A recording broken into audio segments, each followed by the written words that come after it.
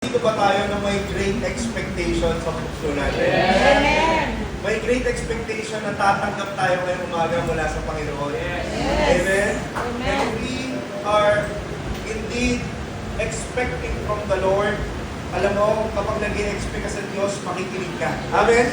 Yes. Kapag nag-i-expect ka sa Panginoon, magpo-focus ka. Kapag nag-i-expect ka sa Panginoon, ibibigay mo 100% mo. Amen? Kaya kayo umaming ito, nais kong batiin ang bawat isa. Maaari bang tumingin sa iyong katabi at sabihin mo sa kanya, good morning sa iyo, kapatid. Good morning, kapatid. Sa isang katabi mo pa, sabihin mo sa kanya, good morning sa iyo, kapatid. Good morning sa iyo. Ayan. Napakagandang pangiti sa ating mga kapatid. Taas ang kamay dito ng taga Jesus Christ, Shield of Faith. Taas ang kamay. I-obvious do kasi parang may uniform. Hindi ka naman pwedeng sumamba sa kahit saang lugar. Tabernakulo, sunod sa bundok, in the Mount Zion, sunod sa Jerusalem ka lang kasi nandun yung templo. Kaya nung gumuho yung templo, lalungkot silang lahat eh. Kasi nung time na yon, doon lang pwede sumamba. Kaya sabi ni Jesus, time will come. Hindi na tayo sasamba lang sa bundok na to, sa lugar na ito. Because people will worship Him in spirit and in truth. Ibig sabihin kahit saan na. Ano ibig sabihin nun? Dahil ang pagsamba, hindi na lang sa lugar, hindi na lang sa church, hindi na lang sa tugtog. Ang tunay na pagsamba sa buhay na. Sa spirito. Hindi yung, kasi pag sinabing spirito, hindi yung panlabas lang. Di ba? May kailangan kang bayad ng bayarin, magpuri ka. Because worship is not built on mood, preference, or performance. Paano ako magpupuri ang papangit yung kumanta? Oh! Teka lang, unang-una sa lahat, hindi para sa ito. Eh, ang Diyos nga nakatingin sa puso, ikaw nakatingin. Iba ka na. Malas malala ka pa sa Diyos. Di ba? Anong sabi sa 1 Samuel verse 16? God looks in the heart. Pero hindi pwede kumanta ng sintonado. Amen. Mamaya pag-usapan natin yan. Iba pa yung excellence. Mamaya pag-usapan natin yan. Pero sa ngayon, priority mo yung heart mo. Diba? Papasok ka sa church, porque hindi mo nagustuhan yung ano. Kala ko po si Sister Jennifer yung kakanta. Mamaya panghapon, balik na lang ako. Diba? Worst, sino nagpipreach ngayon? Si Pastor Ken. Mamaya na lang. Tabak niya. Mamaya yung isang pastor yung gusto ko eh. Yung isang pastor yung gusto ko. Diba? Dahil basher sa harap. Una sa lahat, ang preaching ko hindi para sa inyo. Para sa inyo. Amen. Ang mahalaga, para kay Lord to. David, sabi niya, ayoko mag-alay sa'yo ng bagay na hindi ako masasaktan. I will not give you anything that will cost me nothing. Sabi ni David, hindi ako magbibigay sa Diyos that will not cost me anything. Yung parang kaya kong pakawalan. Gusto ni David, pag may bibigay siya kay Lord, yung masasaktan siya. Amen? Oh, kaya isuko mo na yung jowa mo. Dahil di naman Kristiyano yan. Amen! Amen. Ayaw umitin ng iba. Ayaw umitin ng iba. Kasi nga, tinatago kay pastor, pero nakikita sa Robinson. Hindi lang basta Pilipino, Kristiyano, hindi lang basta Kristiyano, Pilipino lahat, naghihirap ngayon. Kristiyano man o hindi. Kaya, darating ang time, maghihirap tayo lahat. Darating yung time na palala ang mundo. Hindi mo mapipigilan yan. At mas madali na lang mamatay pag dumating. The goal is to live for Christ. Di ba sabi ni Paul, for me, to live is Christ and to die is gain. Yes, kapakinabangan ng mamatay. Pero ang mabuhay, kung mabubuhay ako para sa Diyos. Amen. Sabi niya, Philippians 1:21, di ba? Philippians 1:21, for me to live is Christ. To live. Kung mabubuhay tayo, it is for Christ. It is through Christ and it's because of Christ. Amen. Sabi ko, Lord, ayoko na, hindi na ako tatakbo. Suko na ako. Ayoko nang mabuhay sa sarili ko. Take my life. This is yours. Ikaw na ang mabuhay dito. You know what? Nung sinuko ko yung puso ko sa buhay ko sa Diyos, na punong-puno ng conviction, na sinabi ko, Lord, ikaw na to. Doon nagawang baguhin ng Diyos ang buhay mo. Kasi kung half lang ng buhay mo sinusurrender mo kay Lord, kaya huwag kang magtaka kung hanggang ngayon, ganyan pa rin ang level ng pananampalataya mo. Kasi baka hindi ka pa fully surrender kay Lord. Baka meron pa sa bulsa mo na ayaw mong isuko. Alam mo kung paano nakuha ni Abraham yung buong promise ni Lord? Binigay niya lahat, maging ang kanyang anak. Handa siyang ibigay, kaya hanggang maging anak niya, kaya niyang ibigay. Kaya yung promise ni Lord kay Abraham sa Genesis chapter 12 at Genesis chapter 15, lahat yun, binigay ni Lord sa kanya. So ito yung mga babantayan natin. Yung lakad mo sa Diyos, pag ikaw na lang at ang Diyos ang nakakakita. Ito yung sinasabi ko sa mga disciples ko lagi. Hindi ko naman kayo mababantayan 24/7. Tama po ba? Dahil sa likod ng kwarto, ikaw na lang at ang Diyos ang nakakaalam ng lahat. Totoo lang. Ano yung babantayan ko kada scroll mo sa Facebook? Papanoorin ko yung lahat ng pinapanood mo? Babantayan ko yung search history mo? Hindi naman yung discipleship that's control. Kinokontrol mo na yung tao, amen? At yun yung hindi gusto ng Diyos na kontrolin ka. Ang gusto ng Diyos, isuko mo yung buhay mo sa Kanya ng buong puso.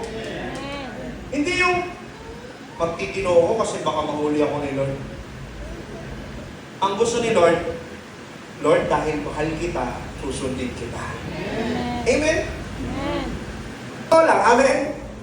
At hindi ko yung nilulook down or I'm not frowning upon church members na lahat magagaling. Kasi naman binigyan tayo ng napakaraming gifts ni Lord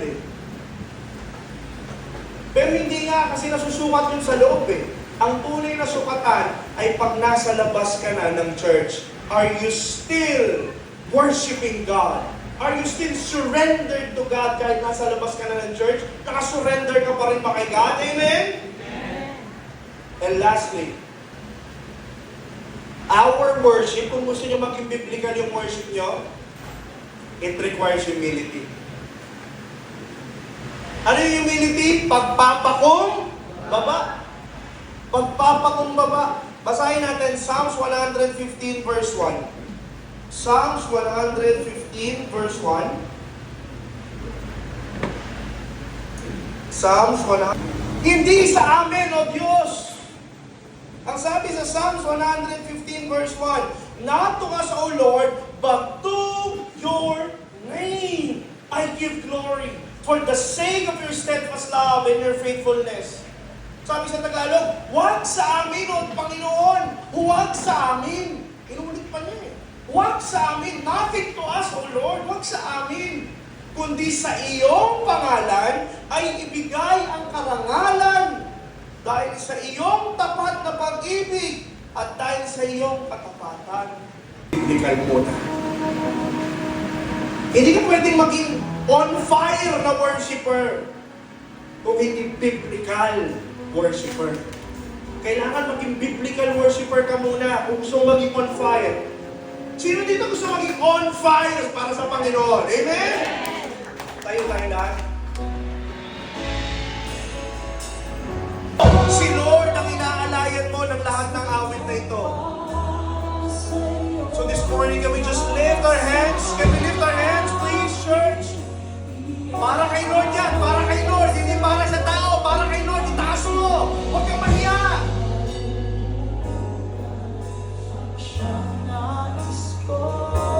Kalukuran ng Diyos ang naisip mo, Lord. Malugod ka ngayong umagang ito.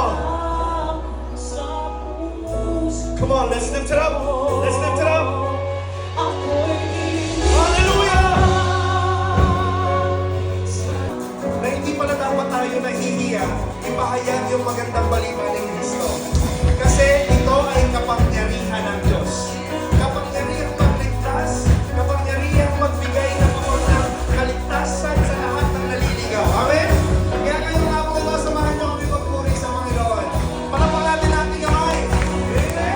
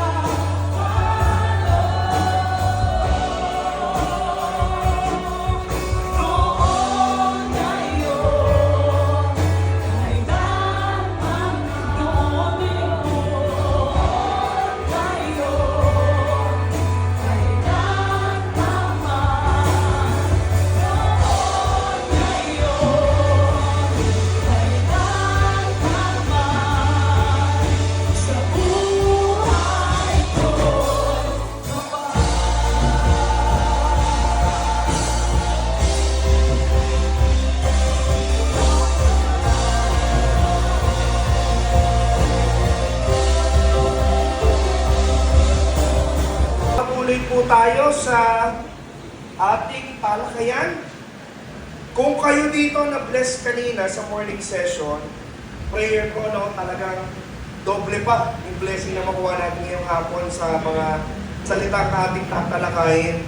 Di pa tayo tapos because session 1 talks about the biblical worshiper. Ng buong puso at ang ating buong lakas, it's not optional. First point, God deserves heart and skill. First point, God deserves. No? Pag sinabi natin deserve, hindi ito yung tipong, oh Lord ginalingan ko Oh, Lord buong puso yun Oh, kita mo yun? Kita mo yun? Yung ganong klase ng attitude, it's as if God owes us. God doesn't owe us anything. Sabi ko nga kanina, yung ginagawa nating pagsamba sa Diyos, response yan. Ikaw ang unang minahal. Sabi sa 1 John chapter 4, we love because God loves us. Amen? Amen. Ang Diyos ang unang nagmahal. Ang Diyos ang unang nagbigay. Hello? Amen. Response lang to. Sabi mo sa katabi mo, response mo lang yan. Response mo lang yan. No? Parang pang ano no? Parang ang yabang na natin kapag nakagawa tayo ng tama, parang ang galing na natin. Nagbigay ka ng pagkain sa mahirap. Oh Lord, kita mo yan? Sabi sa'yo I'm your best son. Yabang mo agad Nagbigay ka na ng pagkain sa mahirap, kala mo parang, wow. Pero yung Monday to Friday mo naman, di ba? Nagnanakaw ka sa kaban ng gobyerno. Amen. Hindi rin pwede yun, di ba? Simba ka na, promise, bibigyan kita ng blessing. Lord, walang blessing ngayon. Pasensyahan tayo. Parang kulang lang, sabi, wala Lord Tagal na ako nagpe-pray sa'yo ng trabaho, wala pa rin. Ano yan? Manigas ka. Hindi pwedeng ganon. Because again, it should not be asked. It's not something that God owes from us, but it is God that is deserving of our entire heart and mind and strength. Amen po ba? At ang sabi dito, God is honored when worship is both sincere and prepared. Pag sinabing sincere, yung nag-worship ka ng buong puso. Pero pag prepared ka rin sa worship mo, yun yung nag-worship ka ng with all your skill. Kasi hindi pwedeng isa lang Pastor, pwede bang I worship with all sincerity? Yung talagang, kasi di ba may mga ganun, talagang binibigay talaga lahat. Talagang sobrang sincere ng paggitara niya. Pero wala sa tono yung gitara. Yung singer, key of A. Yung gitarista, key of B. Kahit anong gawin mo, di sila magtatagpo. Amen? So kahit anong sincere mo, hindi enough yung sincerity. Amen? Parang sabi ko nga kanina, hindi naman intensity. It's the objective. Di ba? Isa pang example, kahit ano pang bilis ng kotse mo, hindi ka makakarating ng Baguio kung papunta kang south. Ama, kahit naka-Lamborghini ka pa o Ferrari, paunahan tayo, ako magbabike lang. Pero papunta ako north, ikaw papunta ka south.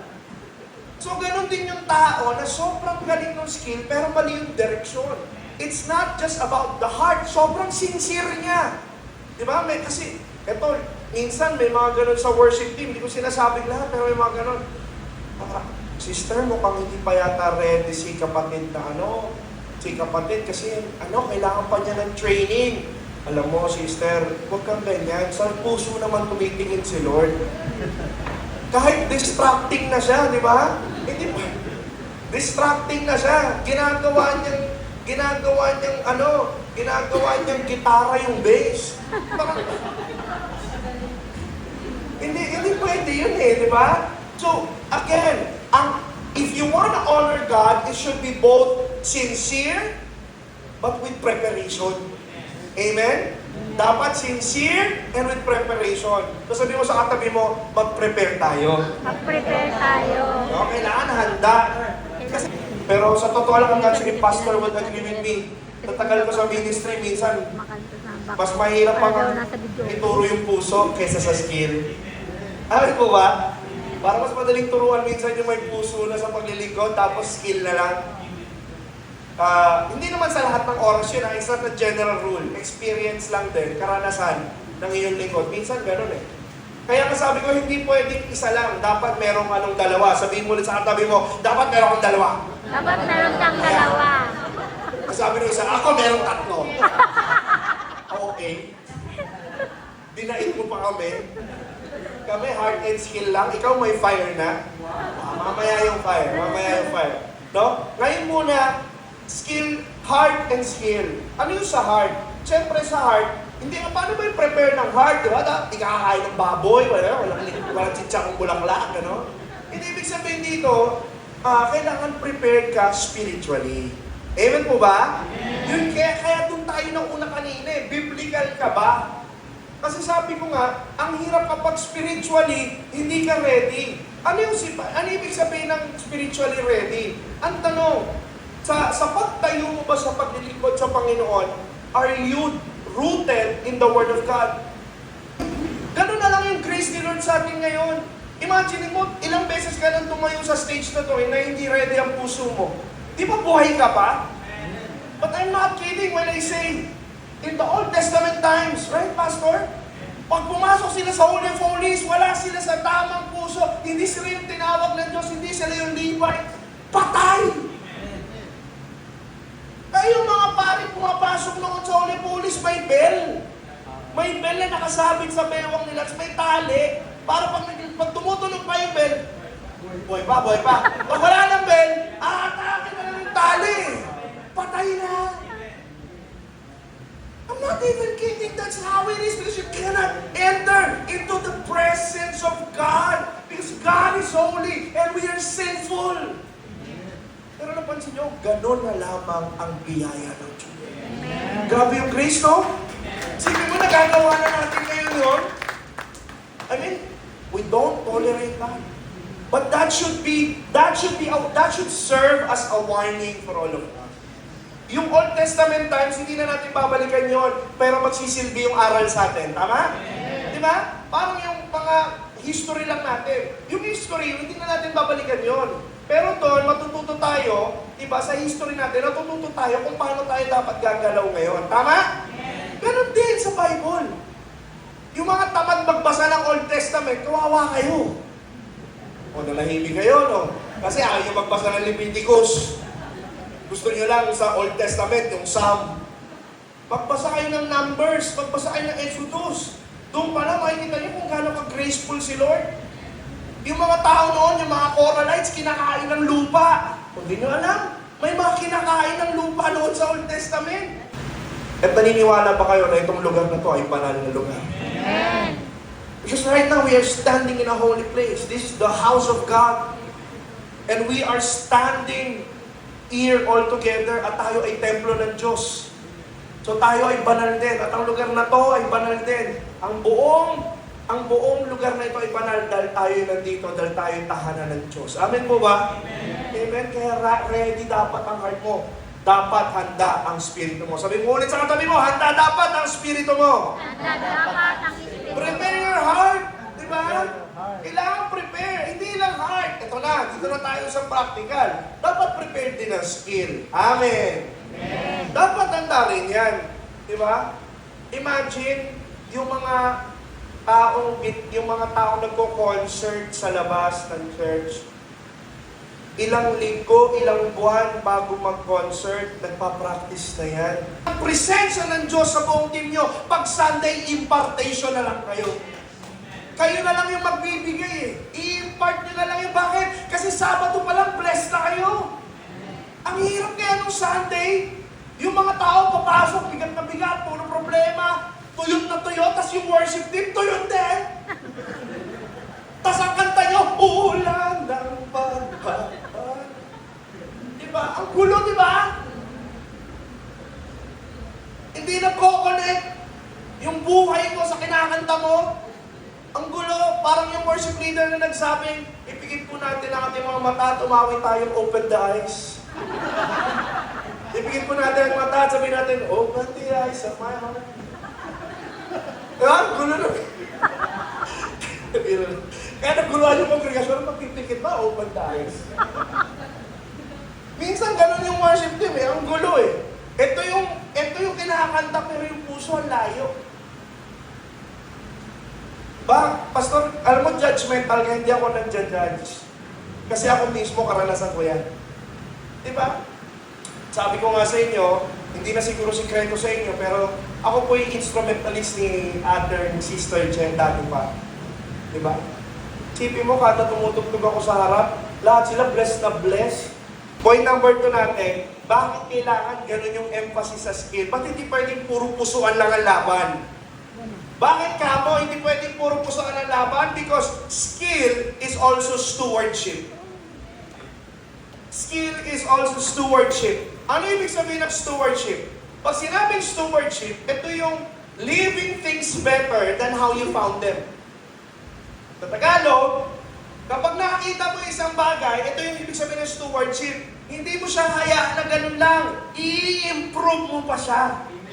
Pagyayamanin mo ang pinagkaloob ng Diyos sa'yo. Amen? Kasi alam mo, regalo yan sa'yo ng Diyos eh.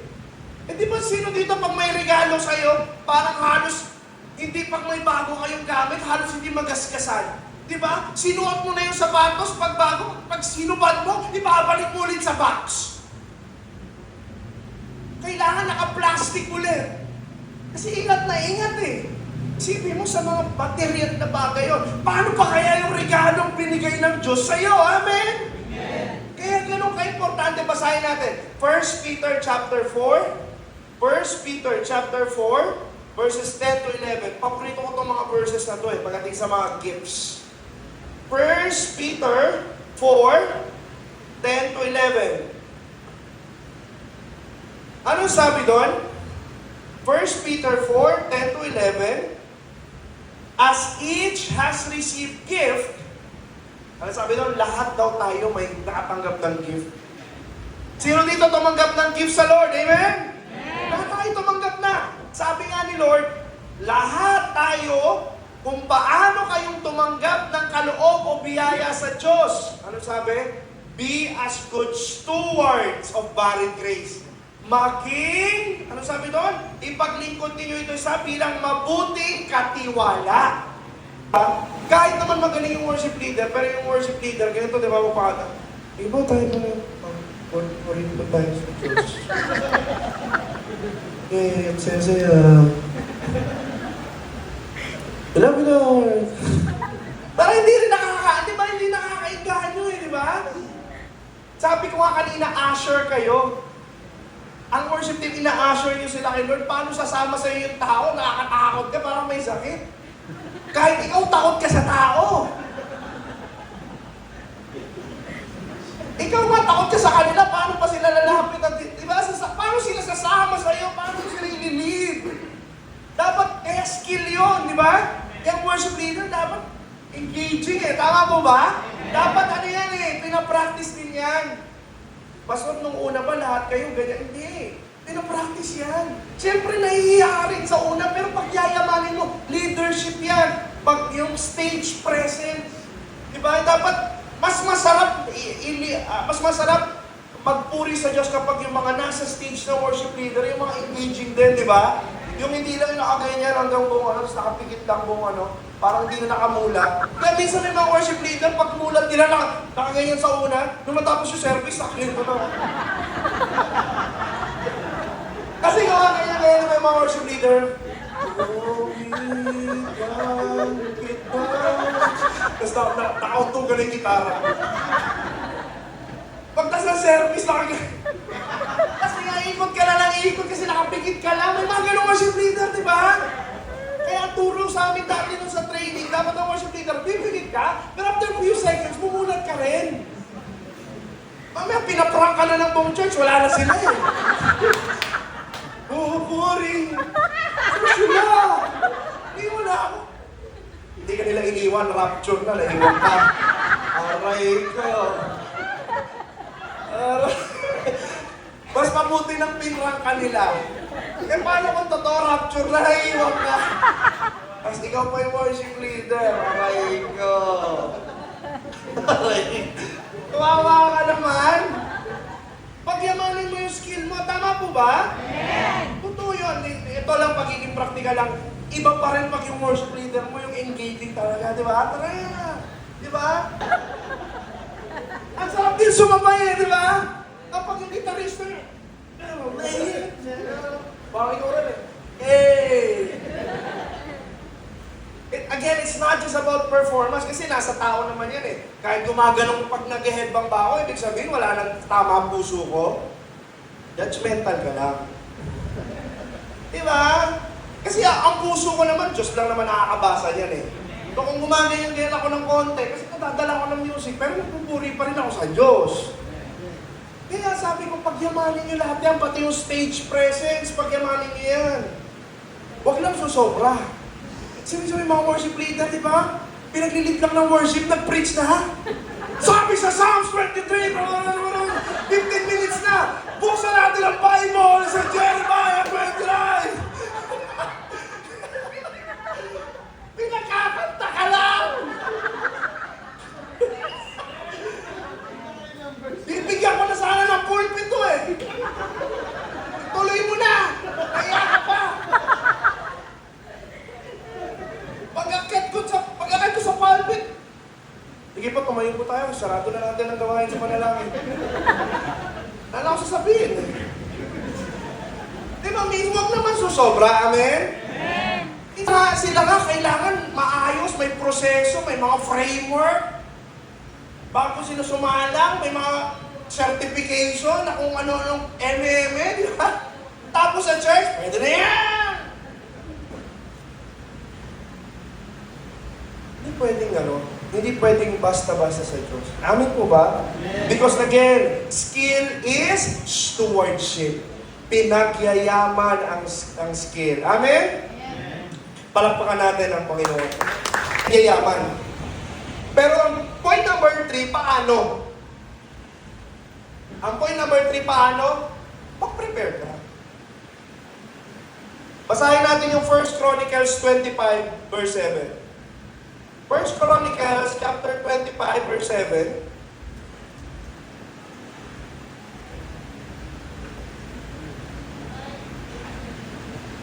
First Chronicles chapter 25, verse 7. Ano sabi doon? The number of them, along with their brothers, who were trained in singing to the Lord. At ano sabi doon? Sino yung tinry nila? All who were skillful. Hindi sinabi doon, all who were willing. All who were passionate. All who were very dedicated. Hindi, ang sinabi doon yung mga skillful lang. Yung mga magagaling lang talaga. Eh, yung standard ng ibang church ngayon, kaya ba tumayo yan, no? May pa eh. Pwede naman tumayo yan, may pa yan. Makatayo na yan. Yun lang yung standard nila, napakababa. Wow! Pero sa trabaho, hindi papasa sa'yo yung kung sino-sino, kailangan graduate ng Lasal. Diba? Pero dito, kahit sino na lang pwedeng tumayo. Kaya ako, bless ako nun si ate kaya sa amin. Strict talaga siya. Diba? Hindi ka lang ako mapatalsik talaga ng worshipman.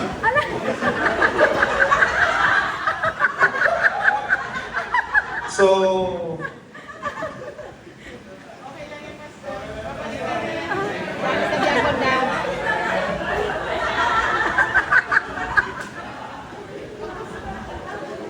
makakabalik pa ba ako dito?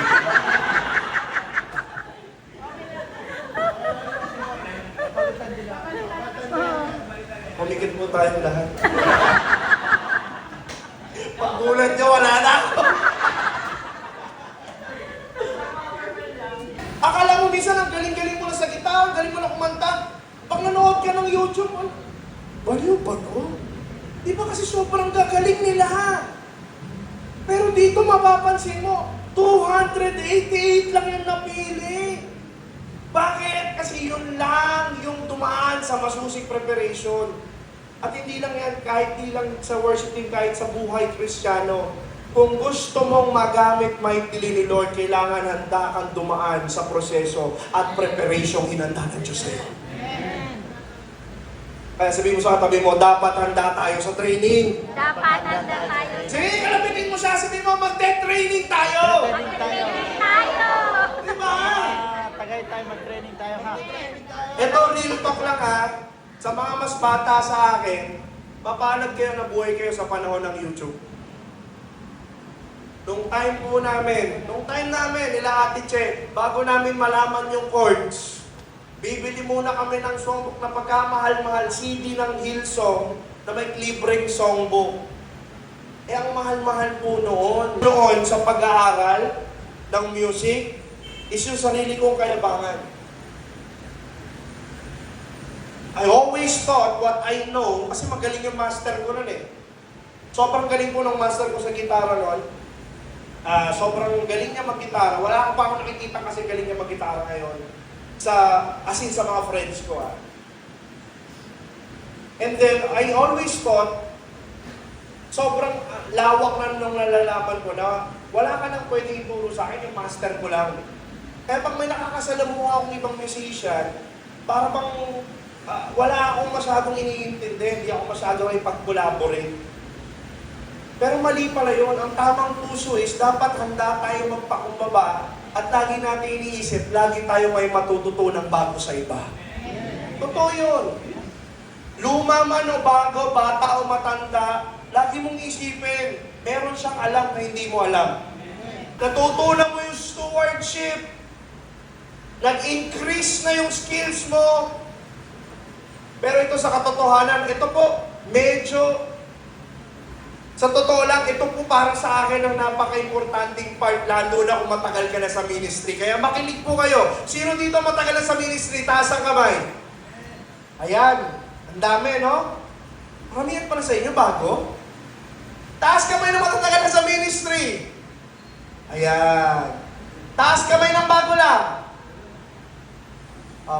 Sino naman dito yung kahit anong mangyari, hindi ko tataas kamay ko?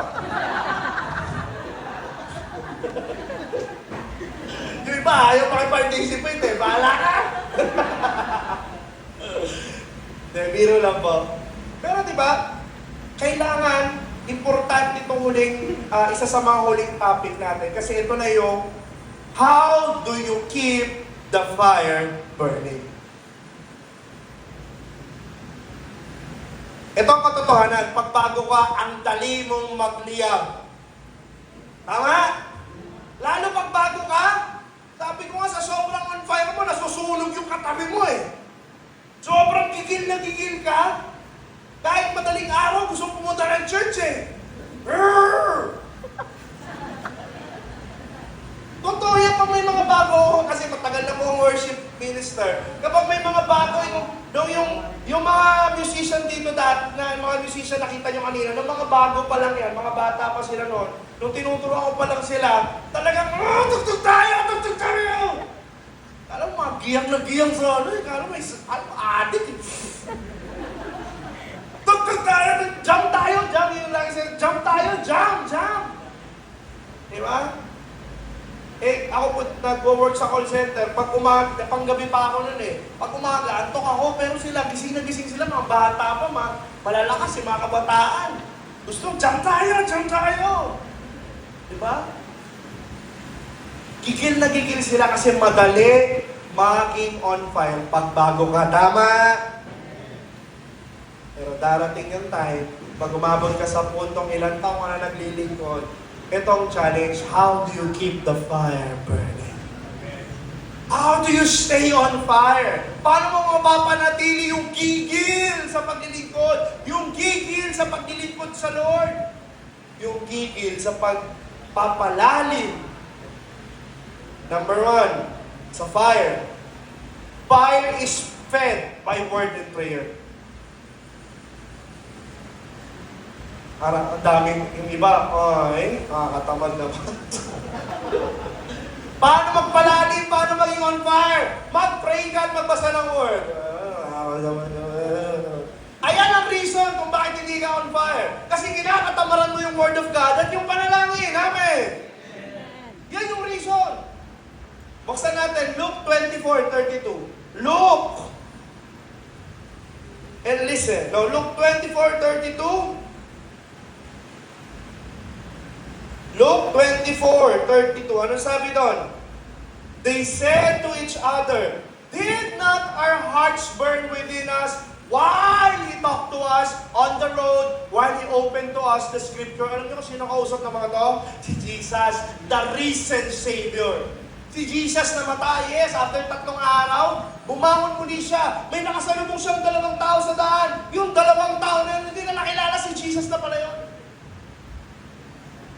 Jesus, being Jesus, nag-share ng word. Panginoon yan eh. Wala siya ibang gagawin kundi mag-share ng word. At mag-share ng kaligtasan dahil gusto niyang maligtas ang lahat ng tao. Amen? And guess what? Nung sharean sila ng word ni God, at hindi lang yun, nung narinig nila ang word mismo ni Lord, galing sa kanyang mga bibig at labi, ano sabi doon? Did not our hearts burn within us? May naramdaman sila sa kanilang mga puso na nag-aapoy, nagniningas ang kanilang damdamin habang sila'y kinakausap ng Diyos. Ang tanong, ngayon ba pag lumabas ka dyan, randomly, maglakad-lakad ka dyan sa labas, sa kalsada, makakasalubong mo si Jesus? So, Pastor, ano sinasabi mo? Lakad-lakad lang kami dito? Mag-aabang kami ng stranger? Tanungin ko kung siya si Jesus? Hindi na ganoon. Kasi nga si Jesus ay nasa langit at kasama natin ang banal na Espiritu. So, how would God talk to us? Pray. Paano mo maririnig ang tinig ni Lord? O, eto, totohanan lang tayo. Sino ba sa inyo pag nag-pray, narinig niyo yung tinig ni Lord? Audible. Tomar. Pumasok ka sa confession room. Si Big Brother yon. Yung si Jesus. Pero di ba, hindi na audible po isang maririnig mo. Alam mo kung paano ka bibigyan at kakausapin ni Lord? Paano ka bibigyan ng instructions? Through the Word of God. Sipin nyo, lahat ngayon nasa internet na. Nung time ko, iiyak pa ako. Hindi pa ako nagtrabaho, hindi ako makakapili ng study Bible. Yung Bible lang, pastor ko dati, King James. How comes thou died for God? Hindi ko maintindihan eh. Kaya tumatalsik yung laway ko pag binabasa ko eh. Thou hast comes. These words out. Pasalamat kayo, hindi kayo nabuta yung King James Version. Alam ni Pastor yun, yung mga Bible natin. Ang hirap. Tapos ngayon, minsan manonood ka lang ng video sa YouTube, maintindihan mo na, ganun pala yun. Pero minsan, ang tamad nating magpalalim. Kaya ang worship team hindi on fire. How do you keep the fire burning? Go back to your room, pray! Go back to your room, study the Word! Maniwala ka sa hindi, nagtatrabaho po ako habang nagpapastor. May 2 akong anak, pangatlo pang parating ngayon. Imagine mo, paano mo mababalance yun? Paano ka magsa-study? Paano ka gagawin mo yung mga trabaho sa church? May trabaho ka pa. Kailangan mo pa maging asawa, kailangan mo maging magulang sa mga anak. Pero you have to make it. Kaya pasalamat talaga ako, meron ng Bible sa cellphone. Meron ng Bible sa cellphone. Yung iba, wala pa rin Bible app. Aray mo. Pero pag tinanggal mo yung Facebook niya, nanginginig. Wala Facebook! You can live without Facebook, but you can live without Bible app.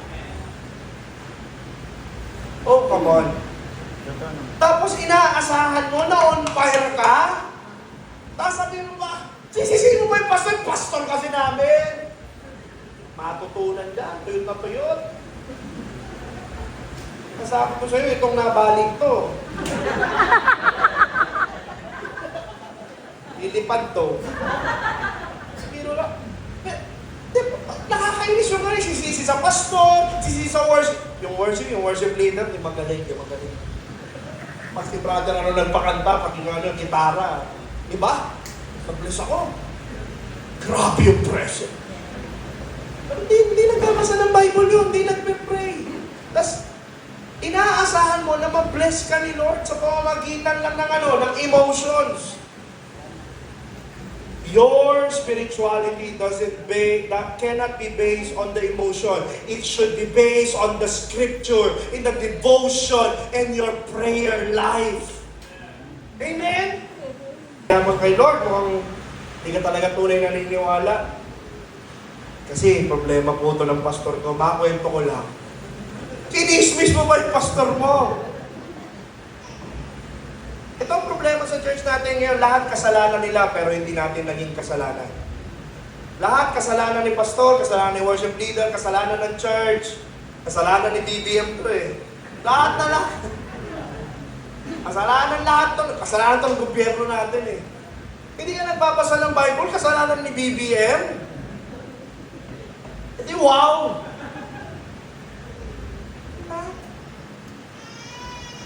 You have to be accountable to your own devotion. Amen?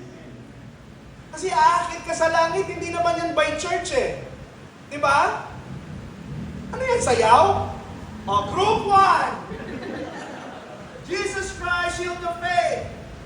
Di ba? Ganun ba yun?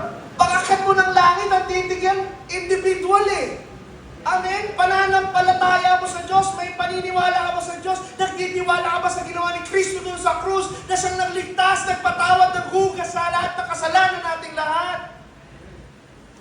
At binigyan ka niya ng katuwiran, ng katulad na sa Kanya, at hindi mababawi ni naman. Amen? Kailangan ng Diyos. Magsasalita ka, Word of God. Mag-iingat ka sa basa mo. Luke chapter 6, 45. At nalalabas sa aking labi, nagkakaroon sa aking puso. May makikita kang babae sa kalsada, Matthew 5:38. Pag tumingin ka ng malaswa sa babaeng ito, ay pakiapid ka na. Magagalit ka sa tao sa MRT, Matthew chapter 5, kapag nagalit ka sa kapatid mo na ito, ay para mo na rin siyang pinatay. Bawat galang mo, may word ni God. Naghuhugas ka ng pinggan sa bahay, galangin mo ang iyong magulang at kayo magkakaroon ng mahabang buhay. Lahat ng gagawin mo may word ni God.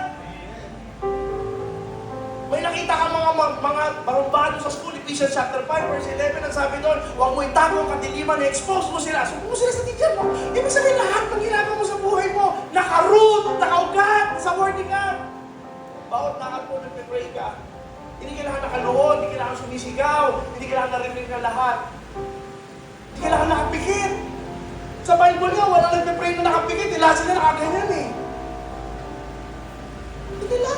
Kailangan mo lang gawin. Because that's the only time you can sustain the fire. And this fire must be guarded. Kailangan babantayan mo rin siya. Dahil kahit anong lakas ng apoy, kaya yung mga bagong Kristiyano malakas apoy, pero hindi nasusustain, kasi malakas sa una, pero hindi binabantayan. Kailangan lagi mong gagatungan. Amen. Nanghihina ang apoy mo ngayon, gatungan mo, mag-pray ka ngayon, magbasa ka ng word ngayon.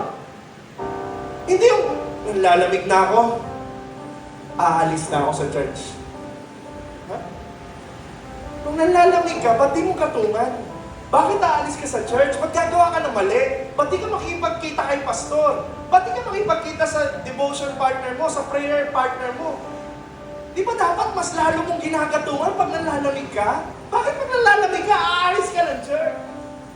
Ba't pag nalalamig ka, ayaw mo kausapin si pastor? Di ba dapat pag humihina yung apoy, gagatungan mo para lumakas ulit, magningas ulit, umiinit ulit, magalit ang apoy ng Diyos sa puso mo. Minsan, yung paghina ng apoy, hindi nakasalanan ng pastor mo. Bunga na ito ng pagpapabaya natin bilang mga Kristiyano. Hallelujah. You know what? The presence of God is in this place.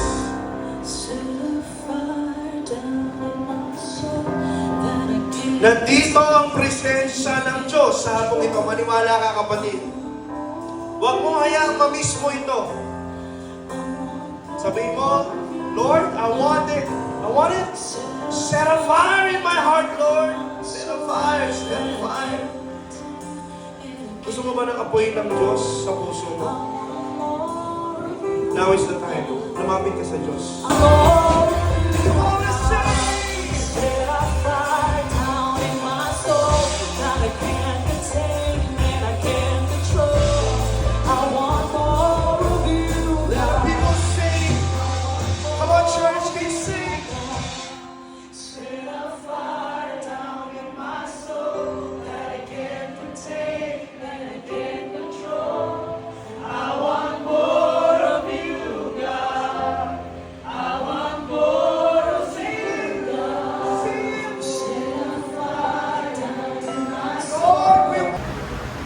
Ang sinasabi ni Sister is paano pag gusto natin aregluhin yung kanta na iba sa original, paano yung proseso natin nun? Biglaan lang ba yun? Actually, sino gusto sumagot? Volunto. Alright. Hi guys, I'm David.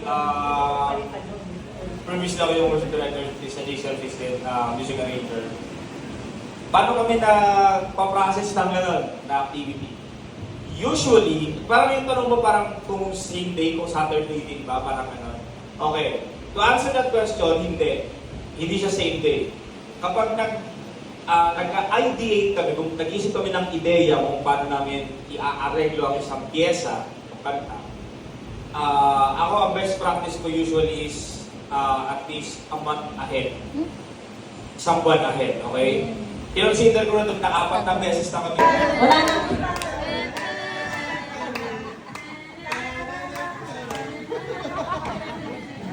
Okay, walang music kailangan. Meron pa rin. Si Miriam Hipal.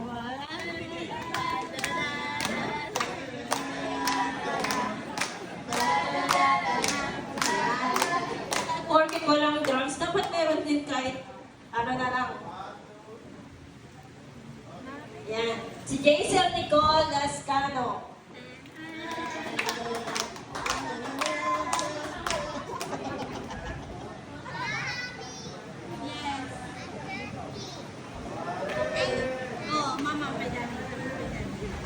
Si Naida Flores.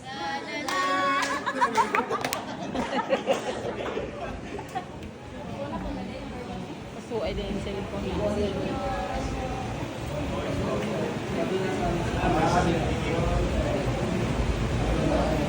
Sheila May Plaza. Consistent yan ha. Dapat hanggang matapos to.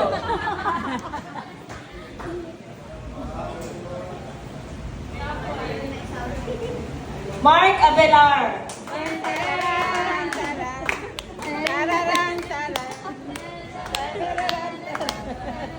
Papagod yung mga instrument.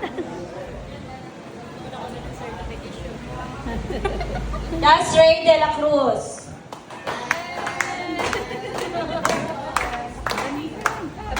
Wala namang nawala dito, no? Hindi pa lahat. Lahat, pagkasama tayo sa City.